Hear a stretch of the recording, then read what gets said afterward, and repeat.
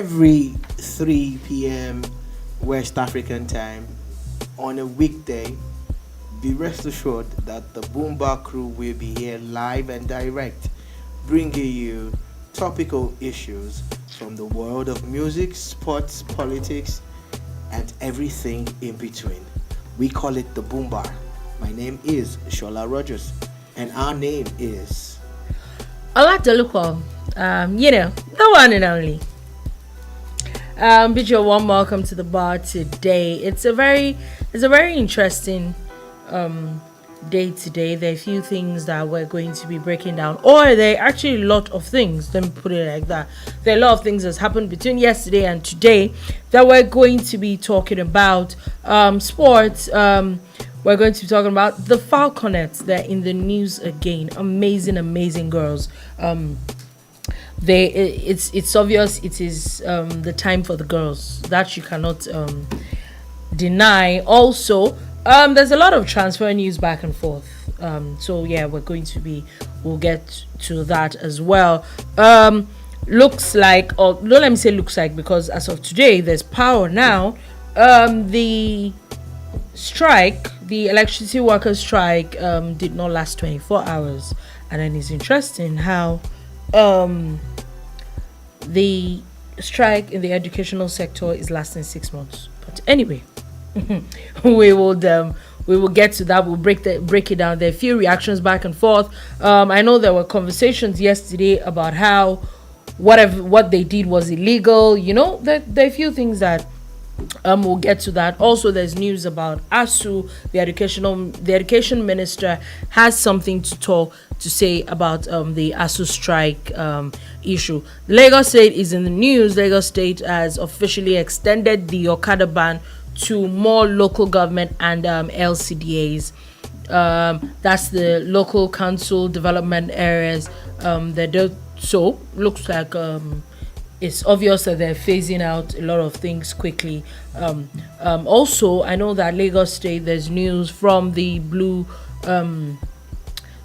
Line Rail talking about how it's going to start running before the end of the year. We're definitely going to look at that as well. We'll see what the people that would help, the number of people that those things will ferry. We'll definitely put that out there as well. Also, we're moving also to another very interesting, I don't call it interesting, it's scary news of a particular place in Edo State where police are discovered a ritualist den.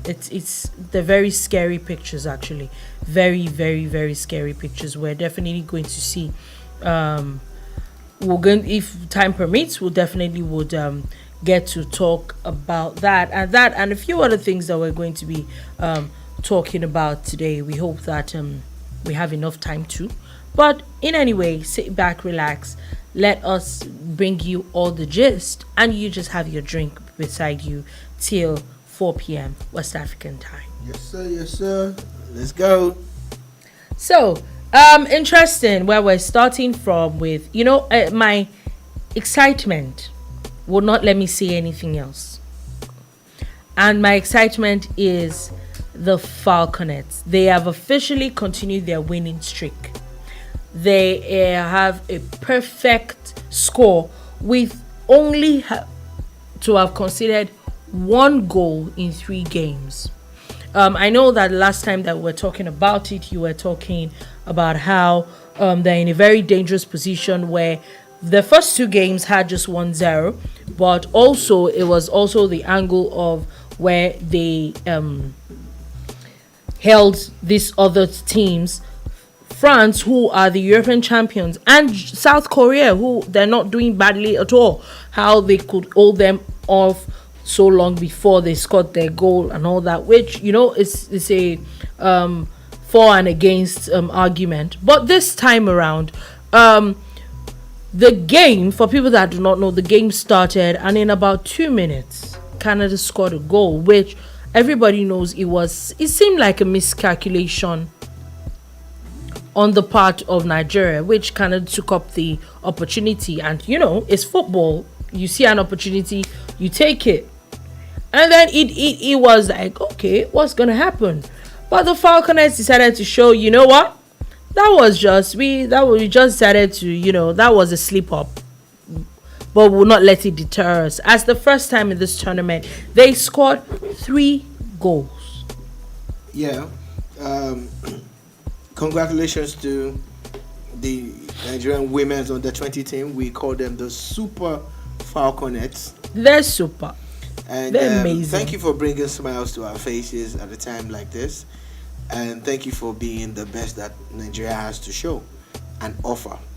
I'm glad that, again, they went away from the late goals to, getting goals. Yeah, they definitely stepped up this time. And getting more than one. The Canadian ladies were very clinical, in the first 2 minutes. I just watched the video again and again, and I'm like, wow, But one of the things that you respect the Nigerian ladies for was that they held their own. They did not allow themselves to be deterred by conceding first, and of course, eventually they ended up putting 3 past Canada. We got a penalty, deservedly so. We deserved to get that penalty. Then the other goals too were just beautiful, well-taken goals, nice build-up play and everything. Kudos must go to Christopher Danjuma, the coach of the team. The coach of the team, yeah. The administrators, the NFF and all of that, for putting this beautiful team together. Like, you watch them play, and it's beautiful football. Women playing under 20 football in 2022, and you're like, wow, this is good football, So I'm just elated too. I'm in high spirits, seriously, seeing how not many people even knew the team was traveling in the first place. Yeah. Thank God that we've been covering. We're covering the qualifiers. Yeah, the qualifiers. I don't want to sound biased, but I almost knew that this was going to happen. Why? Because if anybody that followed their qualifiers, they were actually amazing. They were the first to qualify. As in every single game, they did not lose any single game of theirs. I think it was only one game that they had a 1-0. They had a beautiful qualifiers, to the extent that one person decided not to come back for the return leg because of how much they had beaten them. So it was, for me, I would say that it was really obvious that these girls were going to do amazing anyway. I see that a lot of people are not talking about it, but they deserve all the accolades every single day. So yeah, shout out to them. They're doing amazing well. So now, of course, they had already qualified for the quarterfinals anyway before they got to this point, but it's not a bad idea. Sadly, on the other African team that is on that, Ghana has officially been disqualified, as they, on the other part, lost their 3 games back to back. They were not disqualified. They were eliminated. Sorry, that's the word. Any which way, you're not there again, Yeah, bottom line is they're not there again. They are not there again. But I hope that this Falconettes actually carry the African flag as far as. But for me, whatever happens, I know that they're going to go far. I really am rooting that they would actually win this for the very first time ever, which I believe in them that they can. But for me, this alone, I'm good. I think they're doing amazing. So I'm fine. I'm fine with it. But I really hope, I'm rooting for them. I hope that they go really far and even win, because I know they have what it takes to actually win the cup. Yeah, I agree. So moving on from that, still talking about football and the transfer market. There's a lot of back and forth. First things first. Yesterday we talked about Manchester United and Elon Musk coming out to say that he was going to buy. It was all a joke. And it was all a joke, and there was a lot of banter here and there.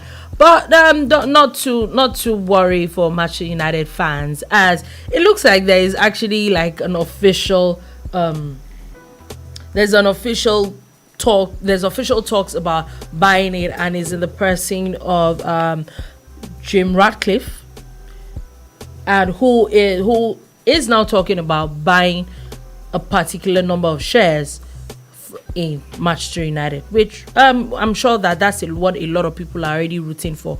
We know that fans are already talking about a protest against the current owners of the club. Yeah. The Dangote of England.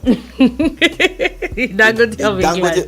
of the UK. Of the UK, yeah. The Dangote of the UK is out there, it's out there. That's how don't let our Dangote buy us now. I don't know now. It's beef now. It's beef. It's beef. He has the money. He has to put money. Just don't. In real serious terms, he does. He does. He does. I don't know why they just. So, but anyways, the Dangote of the UK was Dubai. Sir. Why did you say like that? What, sir? Uncle. Why so much? Dr. Chief Elenion. Asiwaju. Olorire. Too much money. Too much money. Jim Ratcliffe. Too much money. Problems how to spend it. Wants to buy shares into Man United. And he is, of course, he can even buy the entire team if it's sold to him. He can afford it. And it might just be a way out for the team. Maybe the turning point they need. It might be a way out because they're currently being held by owners who don't care about the team. They're just smart, sharp businessmen who look at the bottom line. All they want is to make money, and they are making hell of money. Yeah, they're making a lot of money. Like we say on the streets. So if the Ratcliffe deal goes through, it might just be the beginning of the end of the Glazer ownership.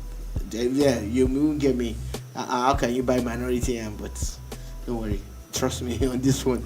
Like, I know a lot of people say when you say trust me, your source is not verifiable. I know, but it's this particular one. Trust me, because I think that team also deserves some good news. They've been through a lot. When you see a Man United fan now game or her, pat them on the back. They need all the they need all the love. Yeah. They need all the love. Yeah. I agree. They're not getting any love from their team. They're not. So do that for them. So talking about that, before we actually leave, there's a bit of signings here and there that is happening. There's talks of the one that I really thought it was just rumor reading was now it looks like officially Chelsea has submitted a bid for former Arsenal player and current Barcelona player Aubameyang. Looks like Uncle wants to come back to the Premier League any which way. Look, you do not bring Robert Lewandowski into a team and put him on the bench for anybody, even at his age. He's a striker. Aubameyang is a striker. Lewandowski was robbed of his World Footballer of the Year awards by Lionel Messi. Yeah, sue me. That's debatable. He was the best that period.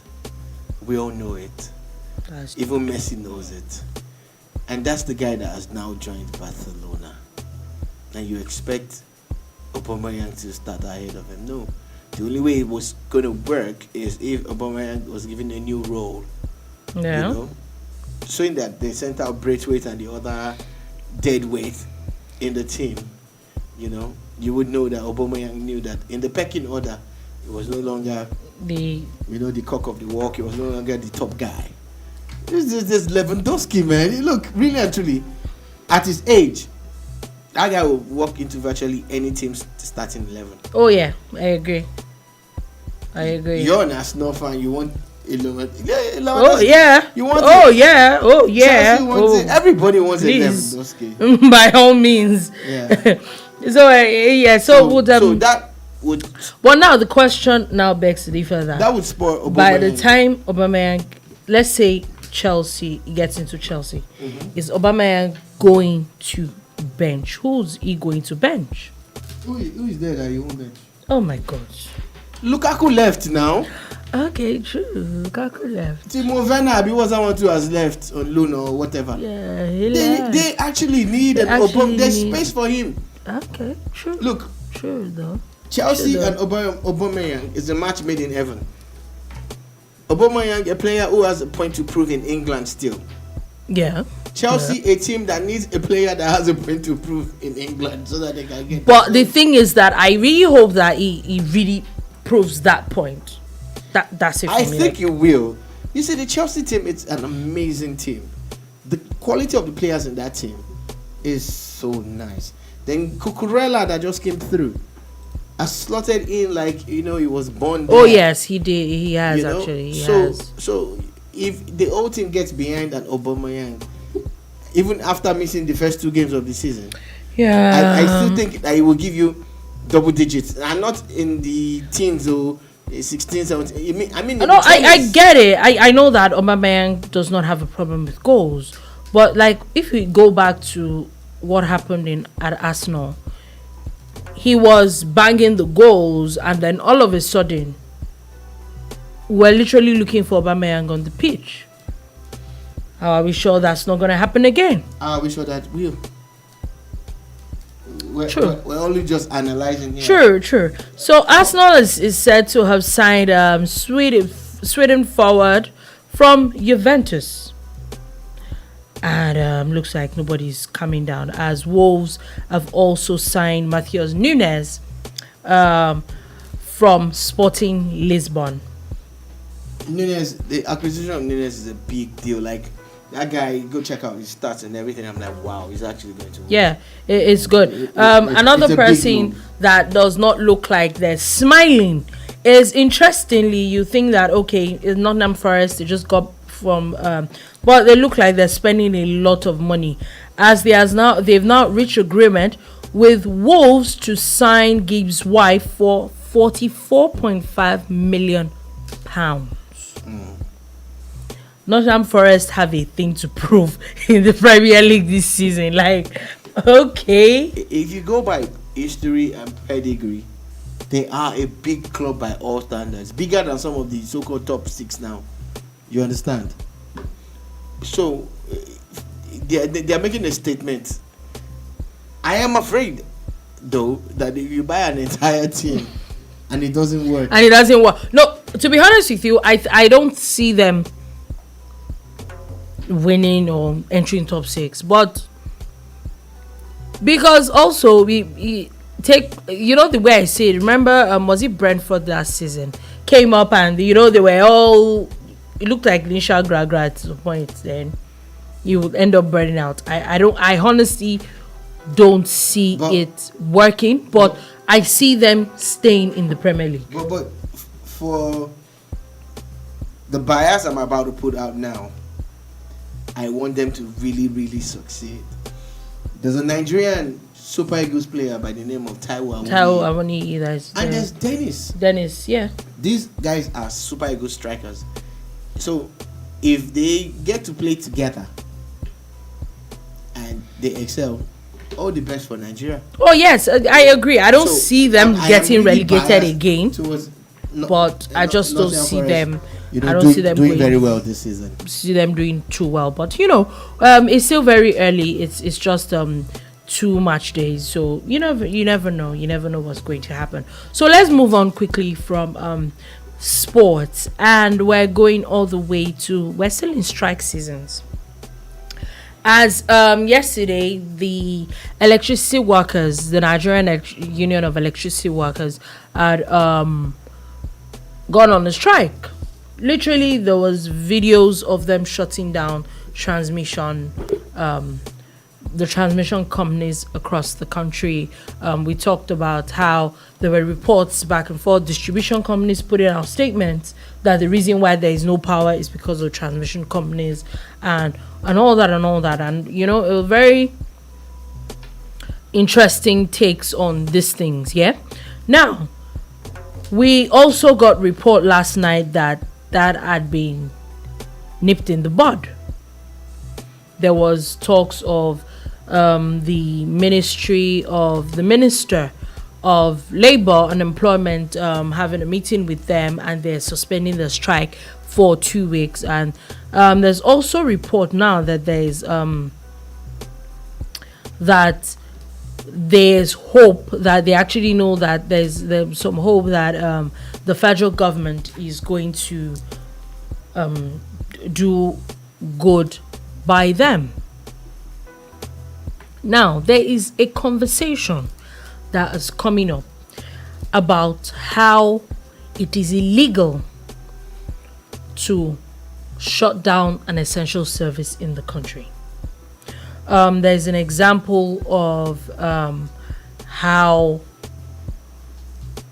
there was a strike that the NLC had called in 2003, where there was supposed to be shutdown of a refinery and all that, and looked like some people joined, and I think that some people were sent to jail or something funny like that. There's like that, according to the constitution, it is major sabotage. That at times, I'd read a bit of it somewhere, that is even a felony to actually, and we know that electricity is an essential service. So my question now is that, how is it that these people could get on with it for at least 18 hours and nobody's talking about it?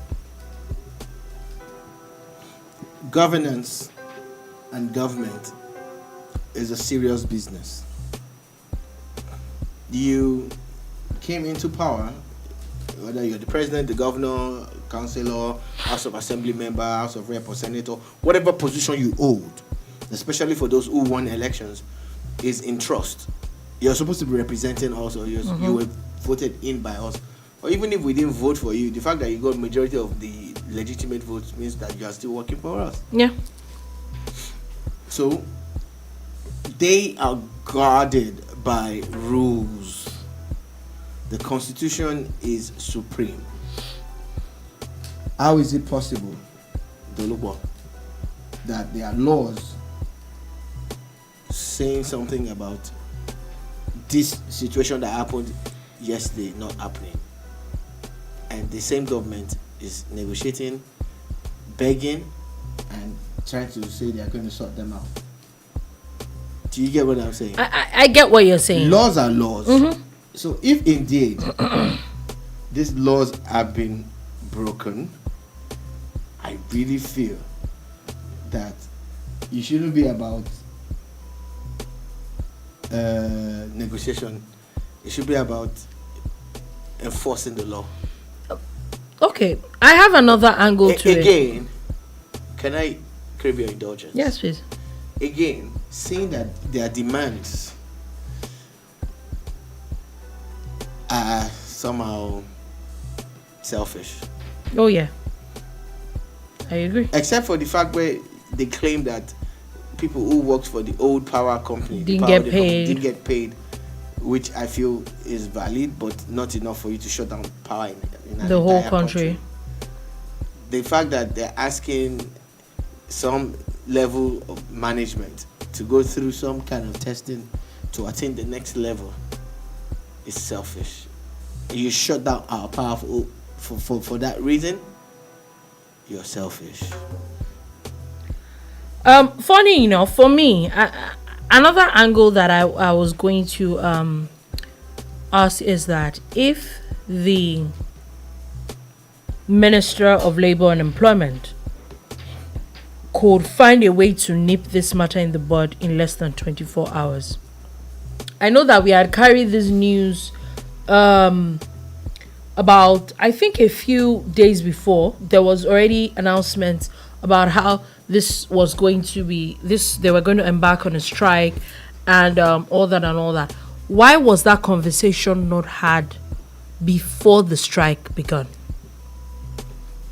Very good question, because if you could do it immediately the strike started, what happened to doing it even a day before? so that the strike will not even happen in the first place. How are you able to open your eyes and let that even happen? It will happen in the first place. That's where my own issue comes from. Like, then we'll not even have this conversation at all, because all we'll hear is, oh, okay, they said there was going to be a strike, which we've heard a few times. They said there was going to be a strike, and then okay, they suspended the proposed strike, and that's it. And that's where that would have ended it.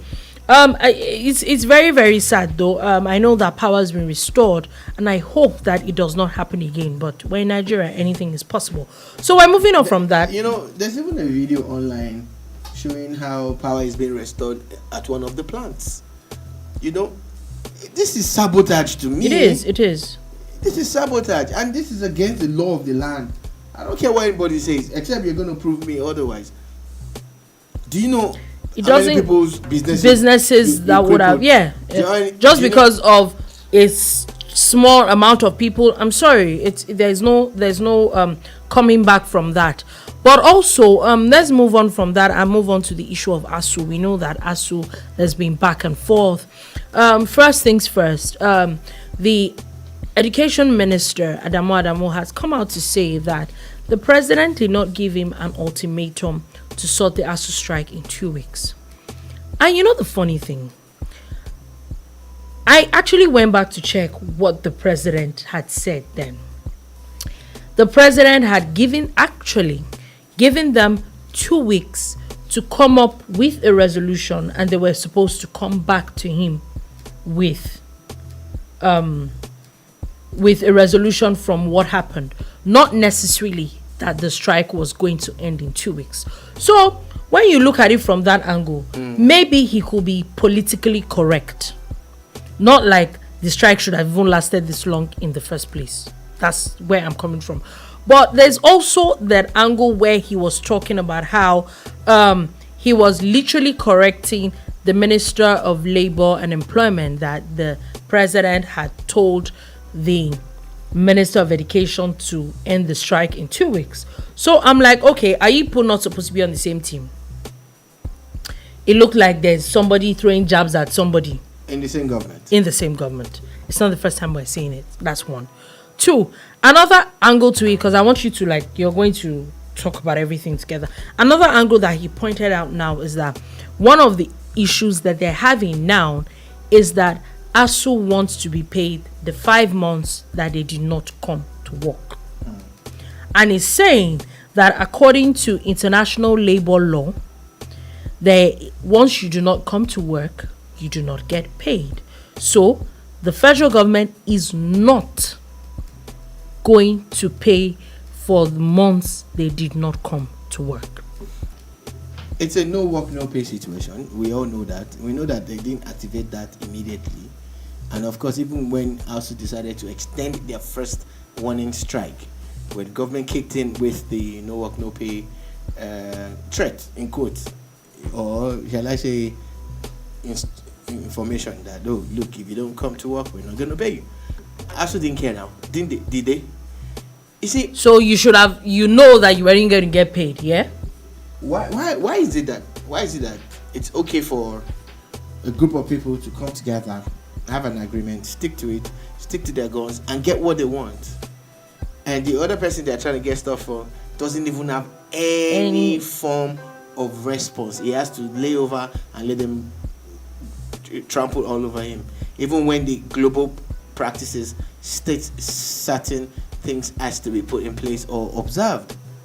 Why is that? For me, I'm not lying, and I'm sure if you've seen us on the boombar before, I do not dislike ASUU, but I do not like ASUU. Do you understand? So let me put it in simple terms. I do not like ASUU and what they stand for. I do not like the fact that they have to use students every time to get what they want. I do not like the fact that the IPPIS that they are complaining about is serving other parastatals and ministries and organized groups in government, but doesn't work for them. There are a lot of things. I don't like the fact that ASUU became partisan when the chairman of the party came out to say, vote for this and don't vote for that. Do you understand? I don't like a lot of things about ASUU, and I don't like the fact that they refuse to work for 5 months and still want to get paid. I think it's a slap on the face of every Nigerian. Like, where does that even come from? Like, you just expect, okay, they don't go, but you didn't work. Like, we all know you didn't work. No work, no pay. So how do you plan to get paid for the time for 5 months? That the time that you didn't get to work. So meaning that tomorrow, if you say you're going for a 2-year strike, you're going to still get paid. I think that at a point we need to draw the line between common sense and wickedness. I agree. At this point, I think that ASUU is doing too much. I don't even think there is any form of compassion on the Nigerian student. None whatsoever. No, to ASUU, the students are just bargaining chips. They're just something. It's a very, very sad situation. I don't know what to come of it, but I hope something is done. I hope that this strike is... Even when they eventually get the money that they want, there's no accountability. Do you understand? So it's a very, very funny situation. Nobody knows. Nobody knows nothing. Nobody knows. That the angle of it, I don't want to say some things that popped up in my head, but anyway, we hope that this issue is actually resolved as soon as possible.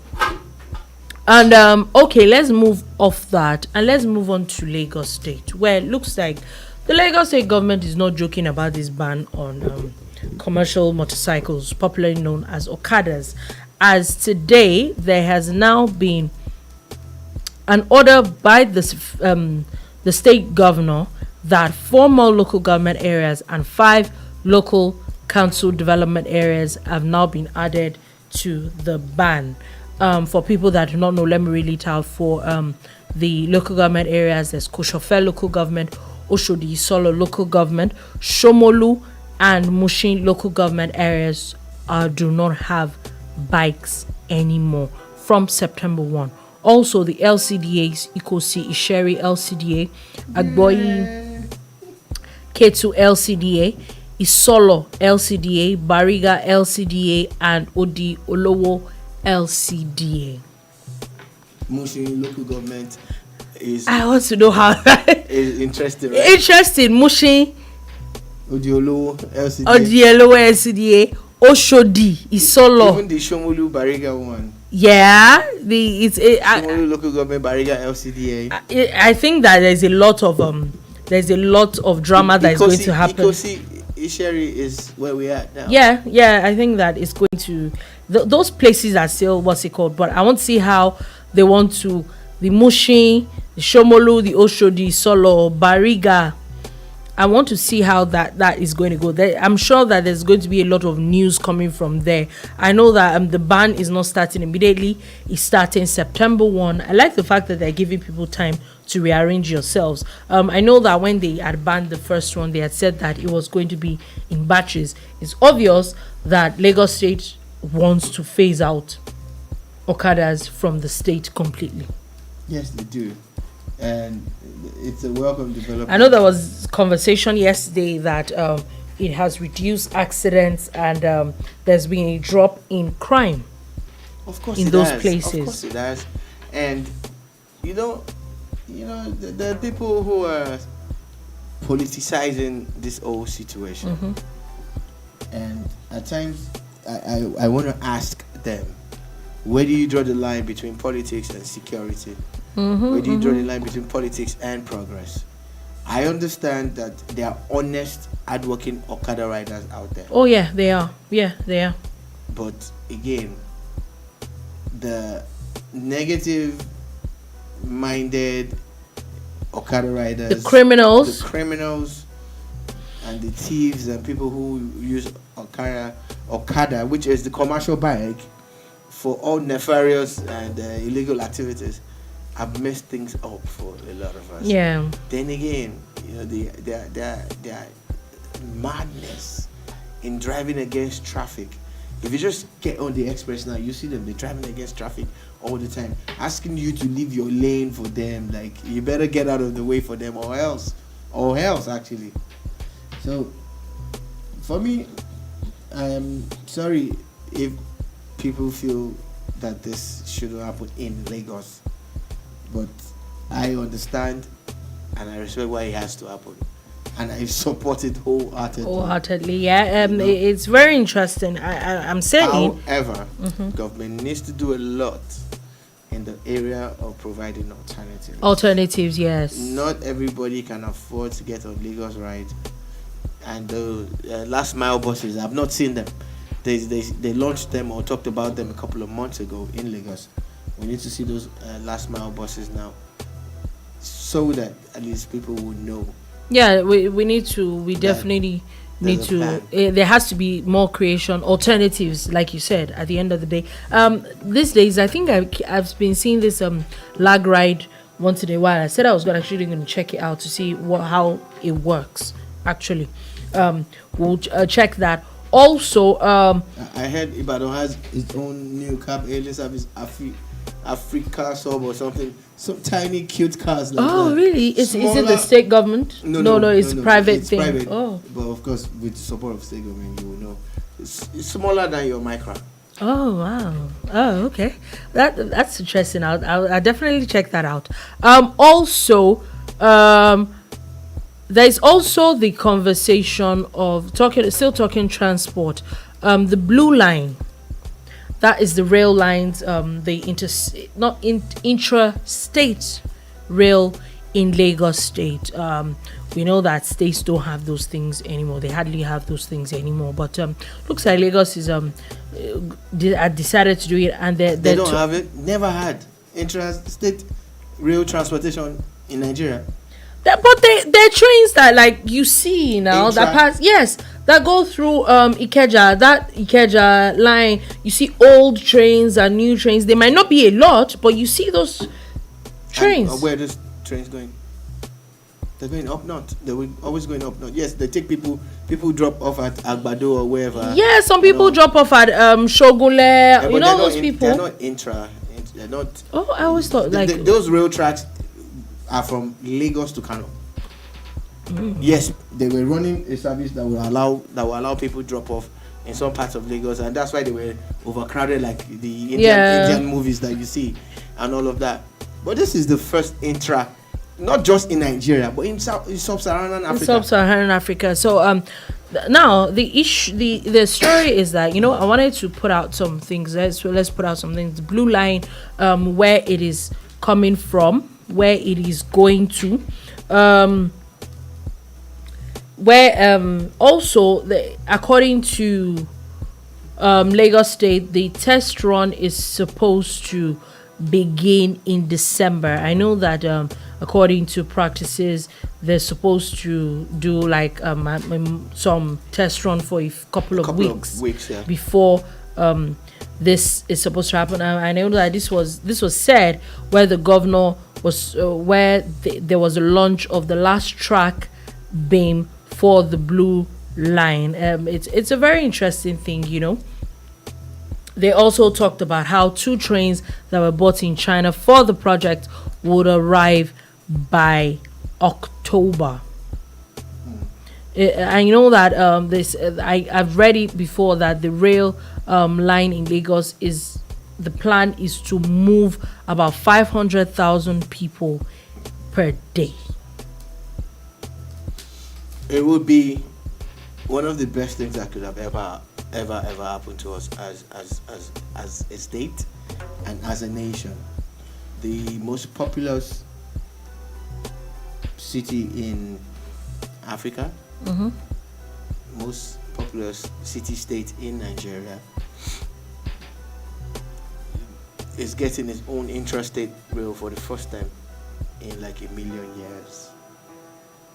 It will be a change that has been a long time coming, something that we should have had like 30-40 years ago, and again, it's coming not as a choo-choo train, choo-choo, We're talking standard gauge and all of that.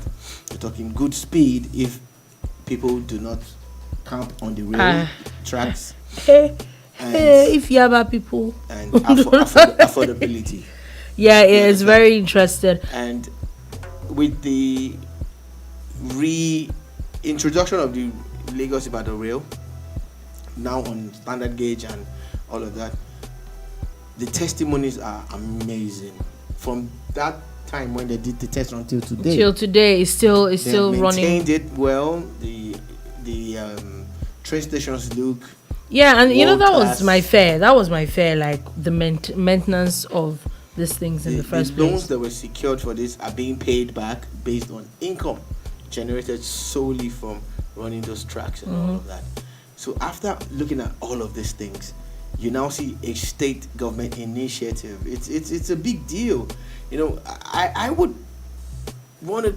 I dread going to the Festac axis. I dread going to the Badagry axis. I used to like driving to Badagry Beach a couple of years ago. I've not done that in like 12 years now. It's crazy, right? So with the development in that corridor and the access with blue and red line. Oh yeah, the blue line is going from. Looks like Marina is the hub of everything, because the blue line is going from Marina to Okukumaiko. The first phase that they're completing now is from Marina to mile 2. Yeah. But the blue line is all the way from Marina to Okukumaiko. There is a red line that is coming from Marina all the way to Agbado, and there is a green line that is coming from Marina all the way straight to Ekpe. Yes, going through the Lekki axis. There's going to be 7 lines in Lagos based on the plan.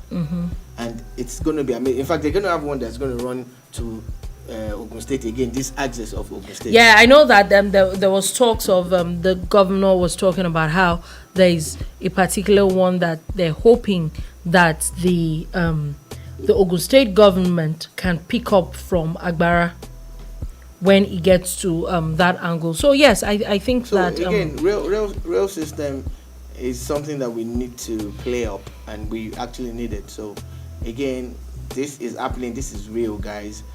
And look, dolupo, we talking about it. It's time we actually hit the we tracks. actually go. Yeah, We it actually need to hit the it tracks is. and go check out what's going on. Hopefully before the end of the month, Yeah, one or 2 months from now. Yeah, we should. We really should. Bring Yeah, like, make fix videos and put it out there for you people, for people that have not been on it. We definitely need to experience it, the good, the bad, and the ugly. We should actually talk about it also. Let's move on from that and move on to something that is a little sad, or more like shocking. In Edo State, as police have uncovered a ritualist den that about 20 dead bodies there they had discovered in Benin City, literally in the state capital. The spokesperson of the command had made a statement where they had arrested 3 suspects. Others have run away, but they found, sadly, 20 bodies, 15 mummified male corpses, 3 female corpses, and 2 children corpses were discovered at the scene.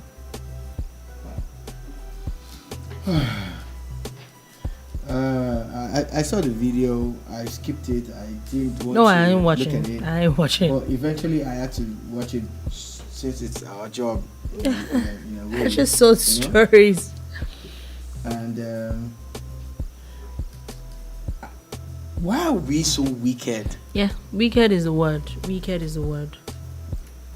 What do we hope to achieve with these things? What exactly is a ritual in 2022 or whenever these bodies were mummified? You know the interesting part for me? What is this about? Why are we like this? I can't wrap my head around it. Smack dab in the middle of the city, state capital. Ekenwa Road that everybody passes through. State capital. Now, when the investigations are done deeply, you find that a lot of innocent lives have been at least 20 bodies here. It's very interesting for me, and my question is that I know that these things are crimes, yeah, but to some extent they must be working, because we shouldn't be talking about rituals in 2022 if those things don't work. But is it really worth it? Those are 20 different lives. We do not know how much more had even decomposed. You don't know. We don't know how much more have been buried in some places, and all sorts of things. It's a very, very sad story. We hear these things once in a while, and you're like, okay, we're in 2022, for heaven's sake. Shouldn't civilization have passed this kind of things? Let me read a tweet from at Autocon11. Yeah. Reacting to this discovery in Benin City. And he says, I have a brother that went for his clearance in Benin, Uniben to be precise, in 2017. He never returned till date. Wow. Searched and searched. But now, after seeing this, I have an idea of what might have happened to him. His name is Ezogu Obinna Simba. Wow. From Nsukka in Enugu State. Wow. That was one of the things that crossed my mind. That, do you know how many people have been declared missing? Yeah. Now, another Twitter user said, that they don't feel this is a ritual. I skipped that. Okay, what do you think? So this Twitter user says the handle is at Mayor in No Black. Mayor in No Black at Mayor in No Black says, I know I should not be saying this, but I don't see the shrine in any of these clips. And also for the there are 20 dead bodies. Let me read the tweet. I'm not the one. You're reacting to me. It's not me, dolupo.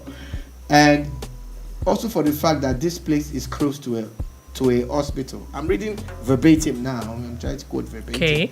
This is exactly how embalmed bodies in Nigerian morgues look like when you leave them for years.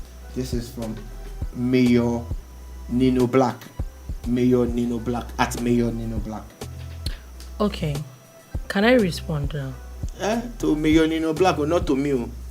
Number one, you don't put embalmed bodies, even if the bodies are embalmed. Most people that have embalmed bodies are still buried. So you don't just have embalmed bodies. Can I help you? All over the place. Can I help you? The person who posted the tweet is Deji Adeshogun.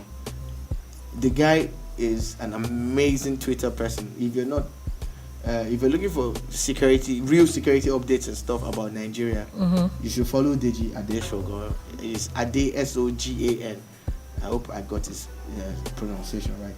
He responded to the person. Okay. And he said, check Facebook or Google.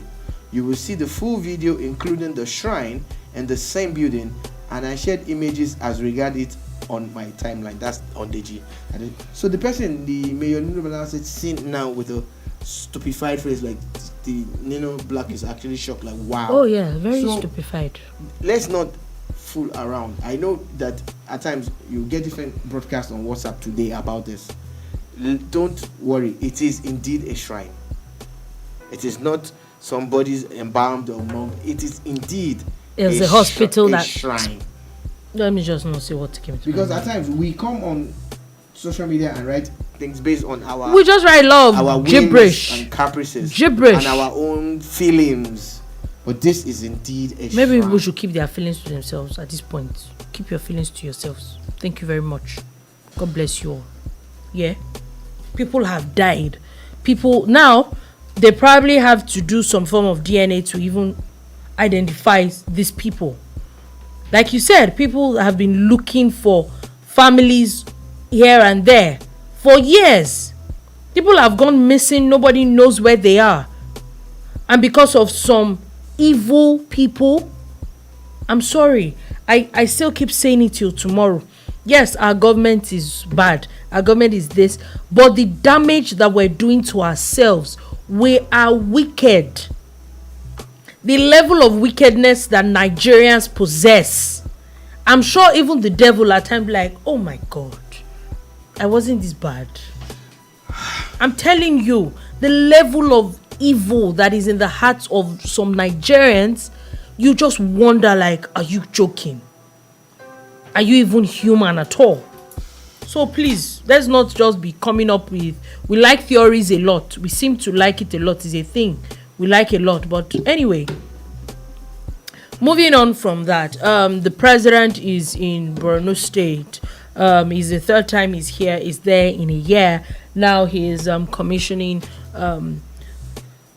buildings that the state government has built for teachers. And also, why I brought that up, or Borno State up, was a few days ago there was talks about Borno State paying teachers as low as 5,000 naira. You know, for the first time in a long time, Borno State and the governor was not in the news for very good things. Now the governor had signed the minimum wage bill, and they said that they're going to be paid the 30,000 naira minimum wage for qualified teachers. Now, let me put it out there for a lot of people that do not know, because minimum wage, according to state or federal, nobody gets paid minimum wage. Yeah, but minimum wage is supposed to be a standard to how people are being paid. So yes, I think it's a welcome development, especially the times where inflation is doing a lot. Things are very expensive and purchasing power is not increasing. It becomes very difficult, it impoverishes people. So yes, if people's purchasing power can increase, then it might not like it will stop it, but at least it will alleviate people's issues a little bit. At least people can buy some things when it comes to food, shelter, and everything else is increasing. And if money that you're supposed to use to buy these things are not increasing, where do we come from there? Anyway, so yeah, that is that. I was just going to put that out there. And also moving on from that, and moving on to the police, still on the police. A video popped up, was it yesterday, where a Nigerian singer Buju, Benson, what people know as Buju, had it looked like he had a role with the Nigerian police in Lagos State. There was a bit of rancor, whoever made the video. Then he went ahead to his social media to put it out that I think he spat on the face of the police officer, and he's not sorry about what he did and all that. And of course, we're very emotional when it comes to police in Nigeria, and everybody like, oh, they are bad, they are this, they are that, they are that. But in our anger, we never remember that some things that we do are actually illegal. Yeah. You cannot assault a uniformed officer, whether you cannot assault anybody. You're right or you're wrong. Anybody. No, I get the part where you can. A uniformed officer is actually a felony. Like, you cannot assault a uniformed officer. Now, the spokesperson for Lagos State Police had come out who is very, very active on social media, has come out to say that he will be sanctioned for assaulting a police officer. Yeah, that's made the news. In fact, Benson himself has been tweeting in the last 42 seconds ago. He just put out a tweet again, and so I didn't know the thing was going to refresh. I had kept it for when you're done with the introduction, so I could read directly from him. And now I want to quote Benson, that's Buju, directly, and he says, "My since deleted tweet," he's deleted his tweet about spitting in the face of a police officer, and he felt good. "My since deleted tweet stating that I spat in a police officer's face was an idiomatic expression. To say I disrespected a police officer to his face, and not the literal way people may have taken it on social media. I do not support violence or abuse against the police in any form. There's another tweet. He tweeted this 22 minutes ago, 14 minutes ago. He tweeted, "Yes, I was in a life-threatening situation, which caused me to lash out due to the physical assault on me by some policemen who have now been brought to book. However, I just want to focus on what's important to me, my music. Thank you for the love and concern." 9 minutes ago, Buju tweeted, "I stood on my right as a responsible Nigerian, despite the violence against my person, and I do not want my deleted tweet to be taken seriously. I appreciate the swift intervention of some reputable police officers on this matter too. Love." Now, your response. Okay, so I will still go back to the issue that I have and with a lot of people, and the issue that I have with people is that we should not always feel the need or it's almost like we have itchy fingers that the next thing we do is post on social media. Then you write stuff, then you feel that you have goofed, and then you delete it, and then you now start explaining yourself. You probably would not have needed all that explanation if you were not so quick to tweet stuff. We need, as young people, or even as old people, generally people, we need to stop the idea that Twitter specifically is going to always help your situation. I don't know how people do it, but we need to be able to have some emotional intelligence to keep things, maybe sit down with it, think about it before we react. I think we react before we think a lot of times. So the police PRO already has a screen grab of the tweet that Buju tweeted about him spitting in the face of a policeman. Now he says is an idiomatic expression. But a Twitter user, just_Malik, quoted the deleted tweet at Buju and said, "It no feel good again," because in the tweet he said, and it felt good. Yeah. Now, Buju, also known as Benson, responded to Just Malik. "I feel great. I just tweeted in the moment, but as you no get work, now my case you day on." And he wrote the guy's name as Madik or instead of Malik, whatever. The Malik came back and responded to Buju again and said, "I feel great. I just tweeted in the moment, but as you no get work, in my case, you day on." Quoting Buju's tweet, I'm using one meme to respond. I think that I read this because of what you said about emotional intelligence. Look, everybody goes through stuff. I won't lie. As much as I try to control my emotions, there are times I feel like tweeting stuff like, it pisses you. There's things that pisses you off, but you just rein it in. Then you find out that it was a smart move that you didn't even put it out. In some cases, maybe it would be smart that you did. But in Buju's case, I wish he didn't tweet that thing in the first place. Now, the same Buju says the people have been brought to book. Same Buju says some policemen got involved.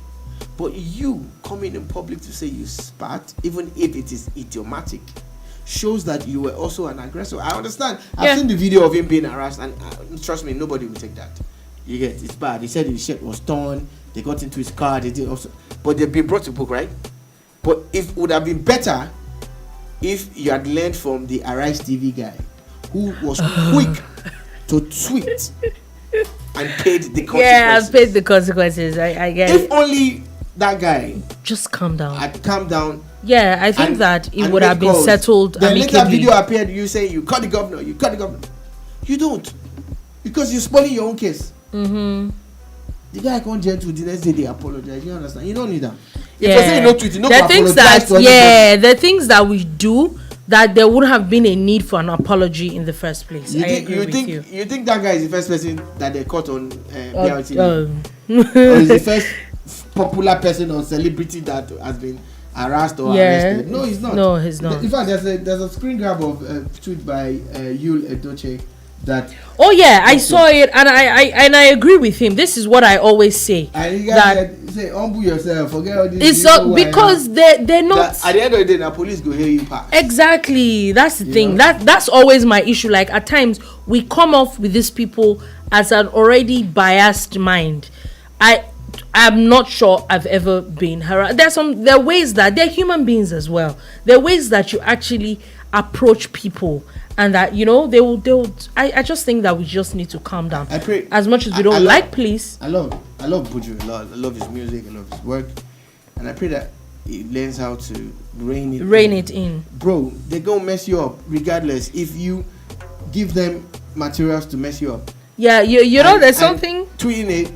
It's not helping. There's something that a friend of mine that I say that when someone says that I'll slap your face, and then this person slapped your face, and then you end up beating the person, it still doesn't change the fact that the person slapped your face. Like at the end of the day, so to avoid it in the first place, let's just there are ways that we can actually work on ourselves and work on these people as well. They're human beings at the end of the day. So on that note, that is all we'll be able to take today on the Boombar. Thank you for listening. Thank you very much for watching. We back again tomorrow. There's a lot of music. There's like literally songs. There's MI song. I don't know if Olamide is going to release his song tomorrow though, but it's been a while. It's been a minute. We want to say a big thank you to the people who are watching. You guys are amazing. You're amazing. The people who are listening, you guys are amazing. The people that go back to watch our videos, God bless you guys. Amazing. God bless you guys. So we'll be back tomorrow with the TGIF edition. Stay tuned. It's 3 p.m. West African time.